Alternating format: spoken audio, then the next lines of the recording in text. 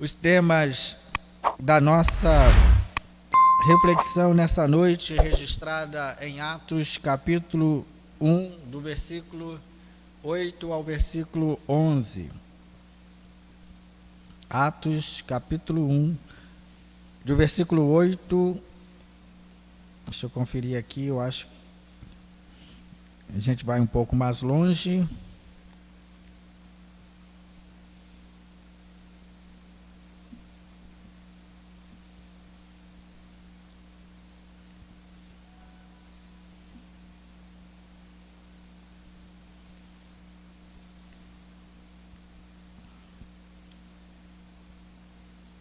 Isso, versículo 11.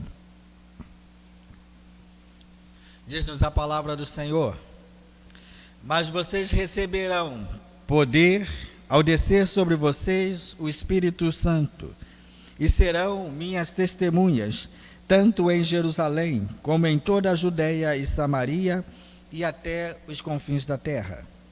Depois de ter dito isso, Jesus foi elevado às alturas, à vista deles, e uma nuvem o encobriu dos seus olhos. E estando eles com os olhos fixos no céu, enquanto Jesus subia, eis que dois homens vestidos de branco se puseram ao lado deles.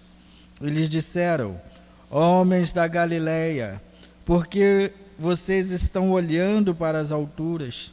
Esse Jesus que foi levado do meio de vocês para o céu, virá do modo como vocês o viram subir.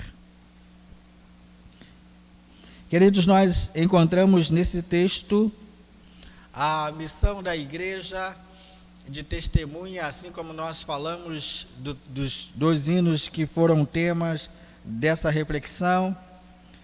Primeiro, na questão de estarmos testemunhando do amor de Deus, como testemunha do amor de Deus. E segundo, na acepção da própria palavra testemunha, que significa martiria, do crente que se dispõe a empregar toda a sua vida e mesmo gastar a sua vida no evangelho do reino de Deus. Esses dois temas são os temas dos hinos que nós cantamos e também será tema do estudo que ora nós começamos a realizar.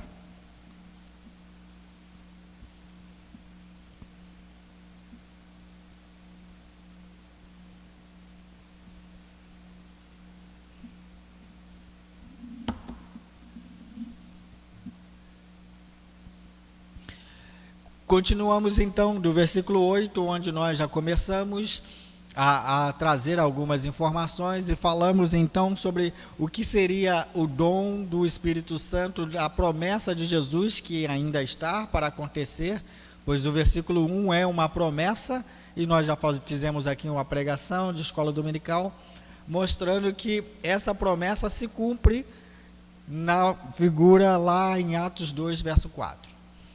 E aí nós encontramos, então, o que significa o livro de Atos, como ele é importante e qual é a importância do livro de Atos já no primeiro capítulo desse livro, no versículo 8, mostrando o benefício de estudarmos essa palavra como vida de igreja e edificação da igreja.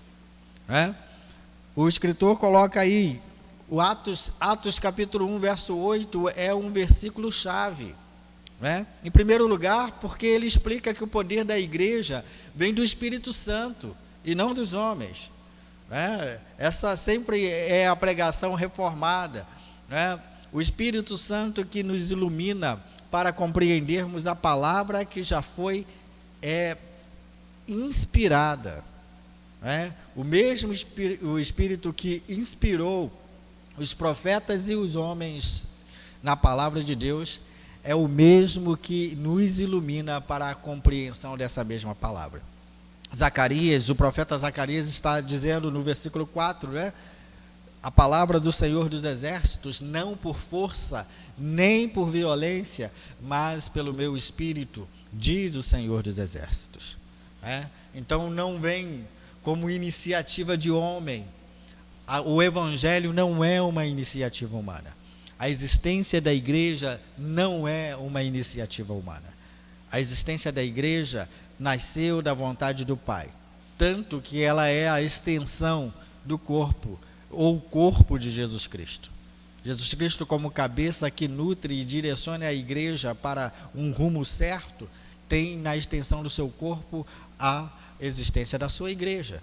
O corpo místico de Cristo é formado pelos membros da igreja invisível.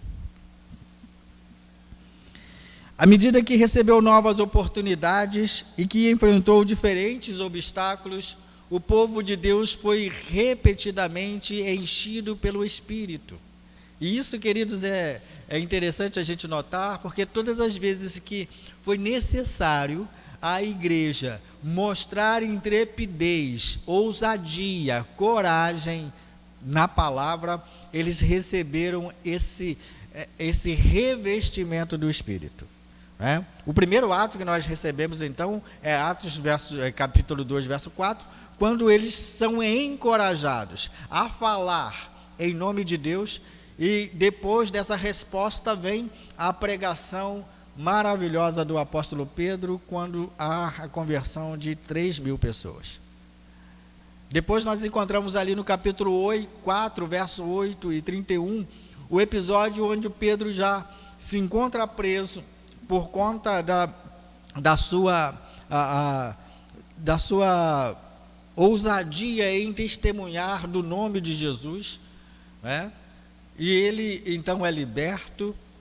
O povo ganha ousadia, o que Pedro está falando diante das autoridades, mas no versículo 31 o povo mostra que essa ousadia, o lugar começa a balançar, o lugar onde eles estão orando começa a ficar agitado. Por quê? A igreja precisa ser encorajada a sair das quatro paredes e evangelizar o mundo.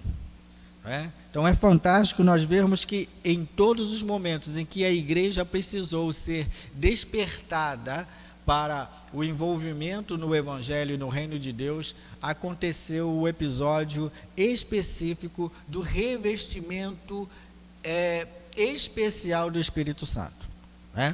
Então, nós entendemos a questão do batismo, como nós falamos, aquela situação completa, onde o povo foi renovado e foi encorajado para sair, para pregar. E nós não trabalhamos a questão de uma evidência do batismo do Espírito Santo nas línguas estranhas, mas vemos as línguas estranhas lá como um item do pacote desse batismo, e encontramos então outras ocasiões em que esses elementos, essas pessoas precisaram ser encorajadas.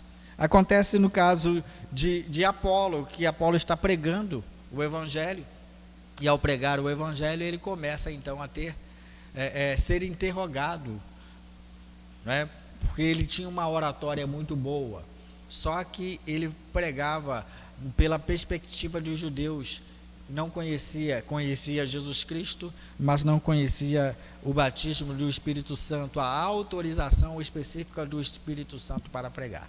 É Priscila e Apolo que o leva então para o direcionamento. O batismo com o Espírito Santo acontece e ele passa a pregar com mais ousadia aquilo que ele fazia muito bem através da sua oratória e convencimento. Tá bom? Pessoas comuns foram capazes de fazer coisas extraordinárias, pois o Espírito Santo, ou o Espírito de Deus, operava em sua vida. O ministério do Espírito Santo não é um luxo, mas sim uma necessidade básica. Queridos, nós deveríamos nos sentir humildes mesmo, e vermos o quanto somos privilegiados de sermos vasos utilizados na mão de Deus, vasos de barro, sim, vasos de barro que não tem nenhuma aparência diante das pessoas.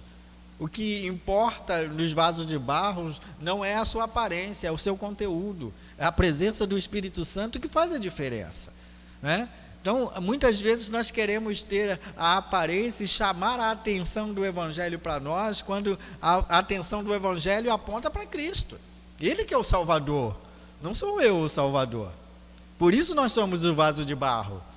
Esse vaso de barro, ele tem um conteúdo precioso, mas a sua aparência não é uma aparência que chama a atenção, né?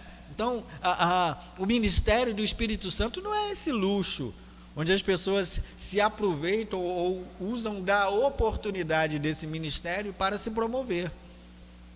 Quem se promove com o Evangelho, e o próprio Espírito faz questão de realizar isso, de omitir ou fazer com que a sua presença não seja simplesmente vista como o fator principal, mas aponta para Cristo Salvador do mundo, né? Então, o papel do Espírito Santo aponta para Cristo. Assim como quem testemunha não devia ficar soberbo por ser usado por Deus. Ser usado por Deus é um privilégio, mas isso deve nos deixar humildes, não com o sentimento de que somos pessoas especiais, né? Porque Deus nos usa. Nós somos aqueles a quem Deus escolheu usar por meio da sua graça. E isso faz toda a diferença. A igreja que se entende assim é uma igreja que cresce com um elemento básico e necessário na igreja: amor, temperança, cuidado mútuo, porque não tem ninguém que prevalece sobre o outro, ninguém é maior do que ninguém, né? Somos todos um corpo de Cristo e somente temos um cabeça, a cabeça é Cristo, né? Nós não temos cabeça humana. Testemunha é o segundo ponto que nós falamos, e é uma palavra-chave. No livro de Atos, ele aparece 29 vezes na forma de substantivo ou verbo. Ou seja, eles testemunharam, ou muitas vezes foram colocados como testemunhas diante de situações que precisavam falar do amor de Deus, ainda que sofresse risco de perderem suas próprias vidas, né? Então, testemunha aí é alguém que relata o que viu e ouviu. É assim que Pedro se dirige lá no versículo 19 aos tribunos, àqueles que estão interrogando a ele: com que autoridade vocês fazem isso? Esse versículo 19 e 20 são versículos que nós devemos encontrar eles aqui, né? A resposta de Pedro e João diante de um sinédrio, dizendo para eles, depois deles dizerem: não, nós vamos te soltar, mas vocês estão proibidos de falar no nome de Jesus. E eles respondem então, diante desse sinédrio: julgai se é justo diante de Deus ouvir a vós outros do que a Deus, pois nós não podemos deixar de falar das coisas que vimos e ouvimos. Então, testemunha não fala de si, né? Muitas vezes nós utilizamos, às vezes, o nós na pregação, o eu na pregação, mas o eu na pregação sempre deve mostrar a minha condição pecaminosa, né? Não é a minha condição especial diante de Deus. Quando falamos de Deus, exaltamos a sua santidade.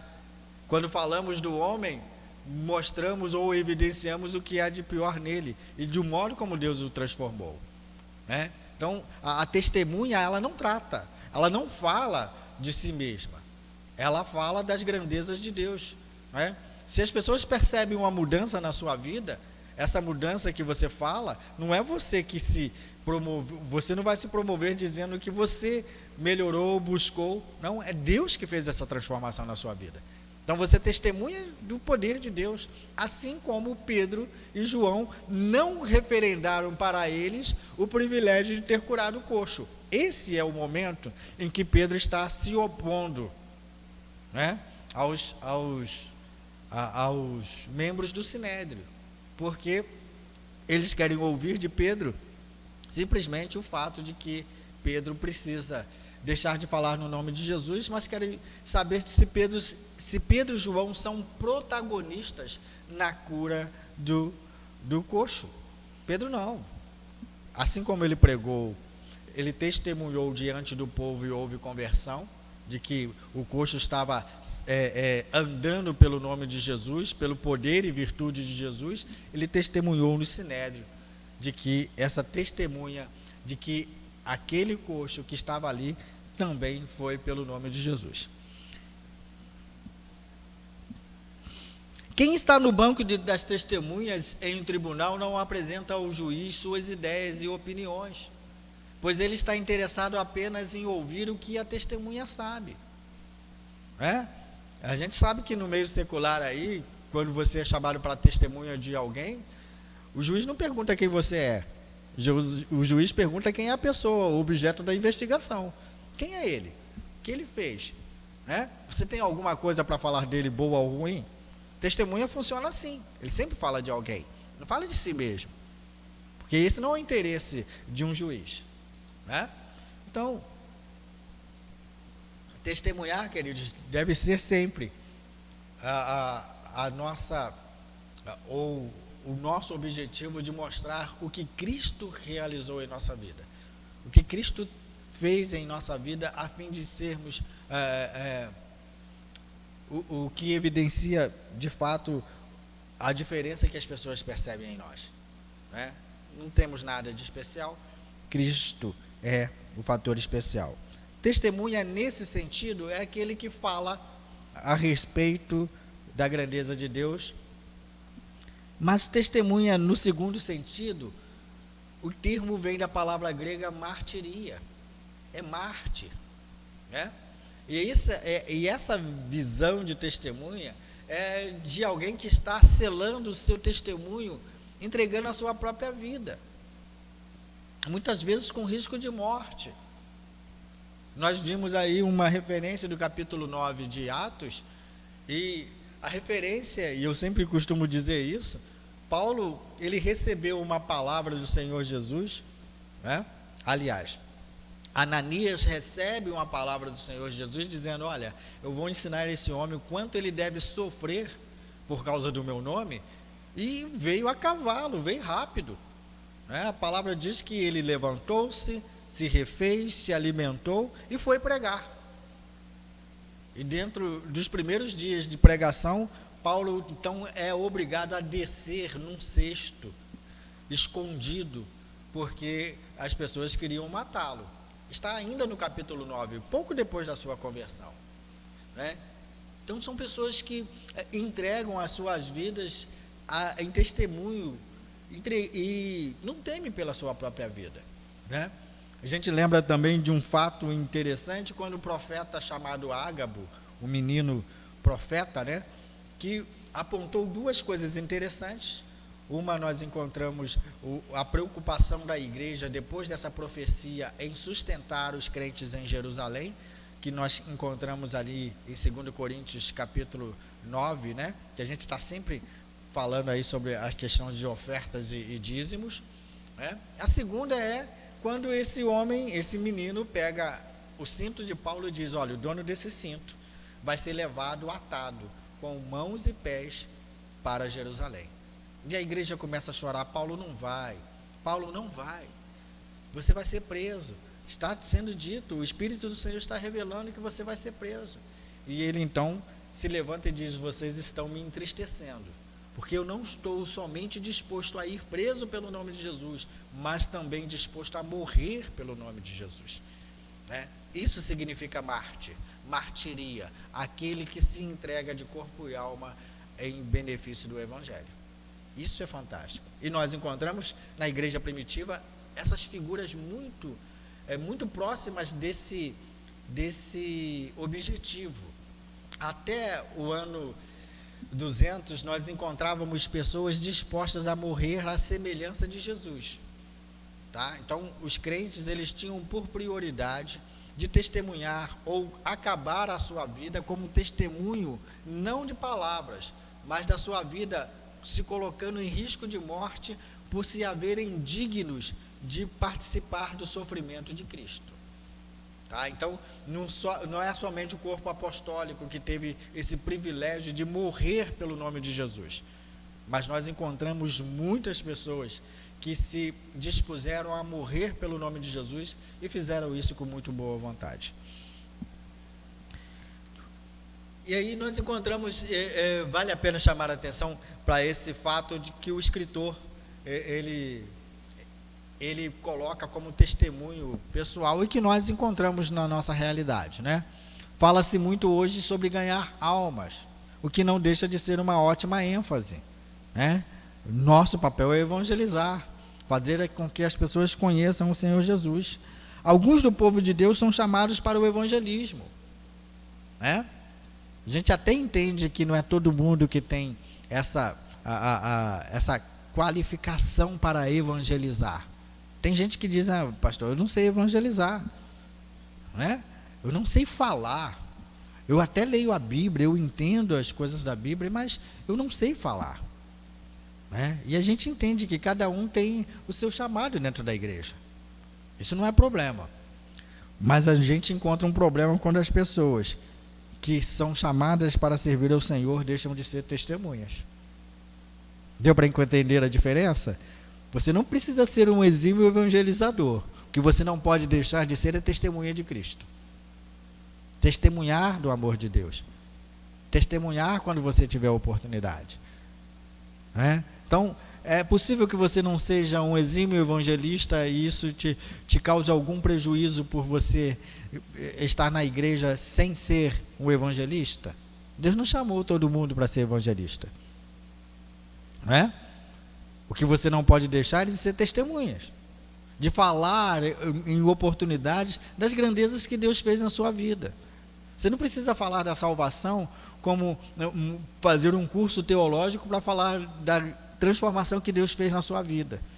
Assim como as pessoas precisam fazer um curso teológico para falar com minúcias dos efeitos da salvação em Cristo, né? Uma testemunha, ele só comprova o que tem na sua vida, né? É como alguém perceber uma diferença tão grande na sua vida e querer saber a razão da sua mudança de estilo, da mudança do seu comportamento. Você tem que dizer, olha, foi Jesus. Isso era o papel da testemunha. Jesus fez isso, né? Então, quer dizer, você pode não ser um exímio evangelista, dizer com toda a clareza de como Jesus veio para salvar as pessoas, mas você pode testemunhar pela transformação da sua vida, de que Ele fez algo novo em você. Então, um crente, ele pode não ser evangelista, mas ele não pode abrir mão de ser testemunha. Tá bom? Testemunhar do evangelho é importante. Nem todo cristão pode conduzir o pecador à fé e a uma decisão, apesar de a maioria de nós ser capaz de se esforçar um pouco mais nesse sentido. Às vezes as pessoas dizem que ela não é evangelista, simplesmente porque ela não se sente capaz para isso, né? Mas a gente entende que uma pessoa que quer evangelizar e falar do amor de Deus, ele tem que empreender esforço para melhorar, para buscar na sua vida melhorias em que ele se torne capaz para isso, né? O dom de Cristo, ele também exige desenvolvimento pessoal. O dom que Deus dá requer aperfeiçoamento pessoal.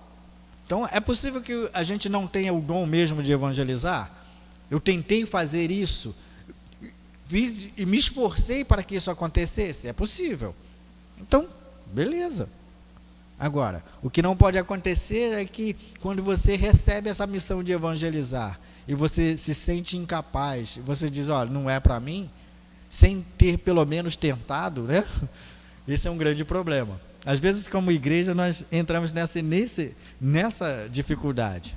Irmãos, não tem dificuldade de evangelizarmos, né? Entendemos que é um dom, né? Contudo, a gente não pode abrir mão de evangelizar e achar que não somos capazes sem nunca ter evangelizado, né? Então, pelo menos tente, faça uma tentativa, faça com que as pessoas entendam o amor de Cristo por elas, né? E se entenda como pecador, Se isso não for para você, depois de ter tentado, de empreender esforço para que isso aconteça, beleza. Deus entende, né? Deus entende. Mas todo cristão pode dar testemunho fiel ao Salvador. A testemunha verdadeira livra almas. É assim que está escrito lá em Provérbios 14, 25. A verdadeira testemunha salva almas e a mentira causa perdição e tropeço. Né? Ou o mentiroso causa, então, estragos na vida de outras pessoas. Então, é essa a observação do autor como vida, como premissa, como missão da igreja. Né? Vou reforçar essa ideia, irmãos. Evangelizar é preciso. Posso não ser evangelista, mas eu tenho que ser uma testemunha. Certo? Então, vai ter gente que vai ter esse dom específico de Deus para evangelizar. O que eu não posso abrir mão é de ser testemunha das grandezas de Deus na minha vida. Atos 1:8. Olha que a gente só está num versículo, né? Já falei tanta coisa no versículo 8. Nós vimos da semana passada falando do versículo 8, né? Olha, a gente ainda está aí ainda. Também apresenta o esboço geral do livro de Atos, descrevendo geograficamente a propagação do Evangelho. Né? Qual é a missão do povo? Tem que pregar primeiro em Jerusalém. Está lá em Atos 1:7. Depois ir para a Judéia e para a vizinhança, atingir Samaria. Veja, Jerusalém é o centro da pregação da igreja. E aconteceu isso em Atos 2, no dia do evento de Pentecostes. Né? Pentecostes não é algo que, uma novidade para o povo judeu. Era uma festa muito conhecida. Né? A festa das 40 semanas. Tá bom? E aí nós encontramos então Samaria como o próximo passo, né? E depois para os gentios e até os confins da terra. Então, qual a missão da igreja? A missão da igreja é dar bom testemunho em casa, para que a sua luz brilhe o suficiente para chegar a um lugar distante, né? Então, às vezes a gente tem muita dificuldade de evangelizar os nossos parentes, nossos irmãos, nossos amigos, né? E pessoas próximas. Né? Mas o evangelismo começa na nossa casa, com testemunho nosso, pessoal, a fim de que as pessoas possam ser alcançadas pelo nosso testemunho. A luz brilha primeiro em nossa casa, e depois ela começa a ter o seu efeito na vizinhança. E esse efeito ele é levado mais distante, motivo pelo qual a igreja chegou até a nós. Né? Então, isso é importante. Não importa onde vivemos como cristãos, devemos começar a testemunhar em casa e depois por todo o mundo. Né? Então, é o primeiro passo. Como fazemos isso? Como discipulamos alguém? Né? Eu não posso ser indiferente com os da minha casa. Se a salvação de Jesus Cristo chegou a mim, eu não posso ser indiferente com os meus familiares. Paulo fazia isso com todos os judeus. Todas as vezes que Paulo saía para uma cidade gentílica, e essa cidade gentílica tinha a presença de judeus necessariamente, porque os judeus foram dispersos, né? Viviam em qualquer lugar dominado pelo Império Romano, e isso por todo o Império Romano. Então, todos os lugares que existia um gueto judeu, como eu já expliquei aqui, né? No domingo passado, acho que eu falei sobre isso de manhã, um gueto judeu. Onde existia esse gueto, também existia uma sinagoga. E essa sinagoga era o lugar onde Paulo procurava primeiro para pregar. Porque ele entendia que ele tinha que pregar aos seus patrícios, aos seus irmãos, as pessoas que eram judias como ele. Quando havia uma rejeição desse povo, então ele falava: agora eu vou para os gentios. Agora o meu empreendimento nessa cidade é para os gentios. Então Paulo tinha a prioridade por pregar primeiro ao seu povo. É assim que deve ser a igreja, né? Fazer com que a sua família conheça o Senhor Jesus. Agora nós vamos passar então já nessa, na verdade, umas cenas do próximo capítulo, porque nós não vamos fechar aí os versículos 9 ao 11. Nós vemos então o anjo dizendo sobre a ascensão de Jesus. Jesus acaba de dar instrução à igreja. E depois de dar instrução à igreja, ele vai subindo diante da visão de todo mundo. Aquelas pessoas que estavam ali para testemunhar da ressurreição de Cristo, agora eram testemunhas da sua ascensão. Por que isso era importante? Jesus precisava subir diante dos olhos dessas testemunhas, porque também nós vamos ver aí no versículo 11, essa mesma promessa de Cristo descer, da mesma forma que ele foi visto subir. Então, quando nós abrimos lá em 1 Coríntios, capítulo 15, nós encontramos toda essa evidência do Cristo que morreu, que ressuscitou, se apresentou às testemunhas, subiu ao céu e também vai descer. Então, isso é importante. E a ascensão de Jesus é uma parte importante do seu ministério. E aí nós entendemos o porquê. Porque se ele não tivesse voltado para junto do Pai, ele não poderia ter enviado a dádiva prometida do Espírito Santo. Lá em João, começa lá em João 14, ele começa a promessa de enviar o outro Consolador. Jesus é Consolador por excelência, e o Espírito Santo é o outro Consolador, o Paráclitos, o advogado. Quando nós encontramos lá no capítulo 8 de Romanos, falando sobre o papel do Espírito Santo como intercessor por excelência, é esse advogado que com gemidos inexprimíveis coloca diante do Pai aquele pedido que nós não somos capazes de expressar. Então, esse Paráclitos, esse outro Consolador, que é Consolador por excelência, é a promessa de Jesus que acontece lá no capítulo 16 do Evangelho de João, do versículo 5 ao versículo 15, tá bom? Além disso, nesse momento, o Salvador é o nosso sumo sacerdote. Jesus deixa o seu plano terrestre, Jesus deixa o seu ministério terrestre de iniciar a igreja por meio do testemunho de implantação do reino de Deus, e ele assume um outro ministério. O ministério que ele começou fica agora delegado à sua igreja. A sua igreja que tem o papel de continuar. Mas ele assume um outro ministério nos céus. Ele é o nosso sumo sacerdote, que intercede por nós e nos dá a graça de que precisamos para viver e para lhe servir.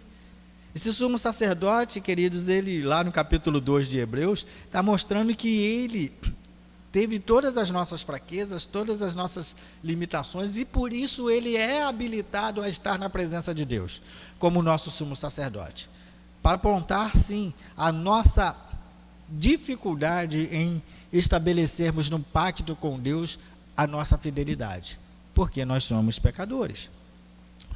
Então nós temos aí, diante de Deus, agora o ministério exercido por Cristo como sumo sacerdote. Mas nós temos ainda o outro ministério de advogado diante do Pai. Já estudamos no livro de Apocalipse que Satanás foi destronado do seu papel de acusador. E Jesus toma o seu lugar como advogado da sua igreja.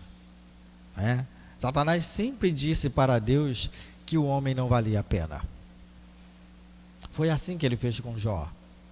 Foi assim que muitas vezes ele mostrou os pecados de Davi, colocou os pecados de Davi diante de Deus.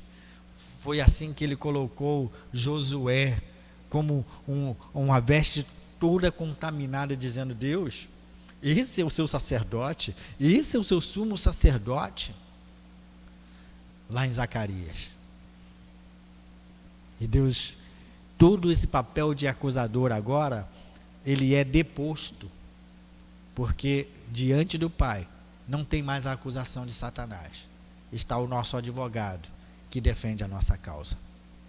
Isso é fantástico, irmãos. Esse ministério de Jesus é fantástico, porque ele nos traz, então, a segurança de que a acusação que o inimigo nos faz não pode ser superior à graça de termos aquele que conhece as nossas fraquezas e nos defende diante de Deus. É uma pregação linda, é algo que nos deixa realmente emocionados, sim. Mas como ensino, isso deve entrar na nossa cabeça e nos trazer a segurança de que temos um advogado diante do Pai. E isso deve nos fazer descansar. Isso não pode trazer ao nosso coração nenhuma dúvida, não pode trazer ao nosso coração nenhum sentimento de que podemos nos perder. Temos um advogado. Nós não somos aqueles que se autodefendem, nós temos uma defesa. O cabeça da igreja, falamos sobre isso, ele também assume ministerialmente como aquele que direciona a sua igreja, aquele que dá visão, aquele que mostra os passos, o caminho e o destino da sua igreja, pois ele é a cabeça. Ele é o Cristo exaltado e glorificado. Ele trabalha com seu povo aqui na terra e ajuda a cumprir os seus propósitos. Por meio de quem ele faz isso? Por meio do Espírito Santo. Mas o ministério que ele realiza no céu é diante de Deus. E o ministério que ele continua a realizar por meio do seu Espírito Santo é fazer com que a igreja se sinta encorajada a seguir a sua missão. Terminamos aqui então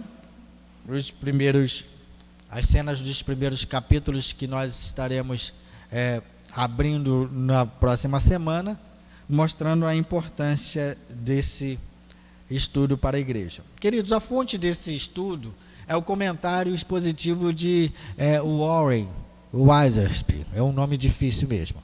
É o Warren Wiersbe.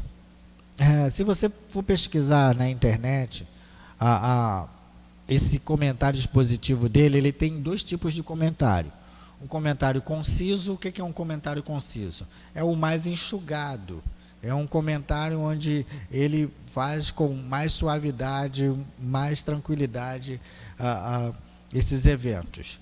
O comentário expositivo é um comentário mais profundo, e é esse que nós estamos utilizando. Eu tenho os dois comentários à minha disposição, e a igreja pode ter também fisicamente, e eu acho que eu já coloquei à disposição também dos irmãos que estudaram comigo pregação expositiva, esse módulo aí de pregação expositiva com esse comentário expositivo. Então, quando você acessa a internet, você tem a oportunidade de comprar ele como livro fisicamente, e se você tiver interesse de aprender alguma coisa sobre esse comentário expositivo, o pastor tem à disposição dos irmãos tanto a Bíblia com várias versões, que nós já disponibilizamos, quanto aos comentários que nós também disponibilizamos como módulo dessa Bíblia. Tá bom? É importante para a igreja? Sim. Falamos no domingo à noite na igreja, lá na congregação, que a missão do pastor não é pregar para ensinar a igreja todas as vezes que o membro vem na igreja para ouvir a palavra. A missão do pastor é encorajar as pessoas a ouvir, a ser edificado na igreja e ir para a sua casa ter uma vida devocional com Deus. Pega a Bíblia, estuda, tira as dúvidas, o que você não conseguir sozinho, o pastor está aí para auxiliar, a liderança da igreja está aí para auxiliar. Mas o papel da igreja é que todos sejam edificados fora do plano do culto, nos seus devidos lares, tá bom?